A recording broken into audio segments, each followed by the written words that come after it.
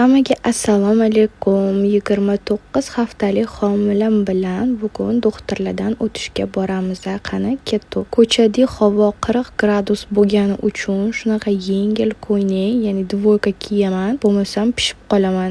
O'shanga mos sumka, aksessuarlarni unutmaymiz. Ro'mollarni to'g'rilab, xursand bo'lib ketamiz. Uydan chiqib ketishim biram qiyin, o'zimga qarayman. Homiladorga ham o'xshamayman deb настроениямni ko'tarib qo'yaman. Qornim pastligi uchun korset taqishni esdan chiqarishim kerak emas, постоянно taqishim kerak. Lekin shu yerda bitta narsani bildimki, men korsetni noto'g'ri taqaman. Agar sizlar ham korsetni shunaqa turgan holatda taqayotgan bo'lsangiz, bu juda ham yomon ekan. Uziga bordim. Uzida hammasi yaxshi chiqdi. Allohga shukr, suvlarimiz ko'payibdi.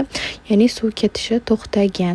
Ginekologga очередda kutdim. Ular ham aytdilar, что men noto'g'ri taqaman korset. Korsetda yotgan holatda taqish kerak ekan, chunki bola pastda uni qisib qo'yishimiz mumkin. Obedlarimni olib, ikkinchi farzandimni ham xudo xolisa birinchi ko'rpanisida tug'ish niyatim bor. Analizlarim yaxshi chiqqani uchun sam bo'lib blanshxonalariga bordim. Kapelnitsalarimni olishim kerak. Bugun kapelnitsamning 3-kunim. Efir olaman, adashmasam qon ko'paytirish uchun, gemoglobinni ko'tarish uchun va shunaqa vitaminlar ham yevaman. Sizlarda homiladorlik qanaqa o'tyapti?